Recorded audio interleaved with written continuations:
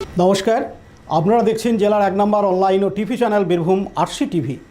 আপনাদের সঙ্গে আমি শুভাশিস। শুরু করছি আজকের সংবাদ। বিস্তারিত সংবাদে যাওয়ার আগে দেখে নেব সংবাদ শিরোনাম।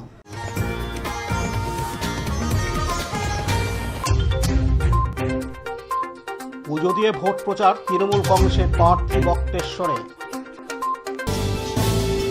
এবার সংবাদ বিস্তারিত। আজ মঙ্গলবার 24শে মার্চ বীরভূমের বক্রেশ্বর সতীপীঠের বাবা বক্রনাথকে পুজো দিলেন সিউড়ি বিধানসভার তৃণমূল কংগ্রেসের প্রার্থী উজ্জ্বল চ্যাটার্জি। সঙ্গে ছিলেন অভিজ্ঞ ছাত্র যুবনেতা রমারঞ্জন চ্যাটার্জি, অঞ্চল সভাপতি জীবন গোপ, তৃণমূল নেতা রমাপদ দাস, গৌতম মণ্ডল সহ তৃণমূল কংগ্রেসের নেতাকর্মীরা। বক্রেশ্বর মন্দিরে পুজো দেওয়ার পরেই সিউড়ি বিধানসভা কেন্দ্রের তৃণমূল কংগ্রেসের প্রার্থী উজ্জ্বল চ্যাটার্জি গোহালিয়ারা অঞ্চলে আজ মঙ্গলবার 24শে মার্চ প্রচার কার্য শুরু করেন। কথা বলেন সাধারণ মানুষ, তীর্থযাত্রী, পর্যটক ও সেবায়তদের সাথে।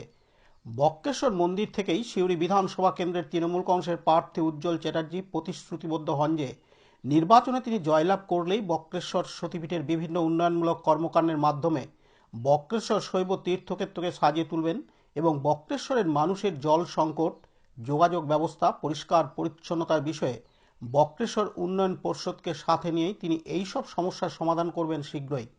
সভাপতি সিউড়ি বিধানসভা কেন্দ্রের তৃণমূল কংগ্রেসের প্রার্থী উজ্জ্বল চ্যাটার্জিকে আজকের এই নির্বাচনী প্রচারে পেয়ে উৎসাহিত গোহালিয়ারা অঞ্চল তৃণমূল কংগ্রেসের কর্মী সমর্থকরা।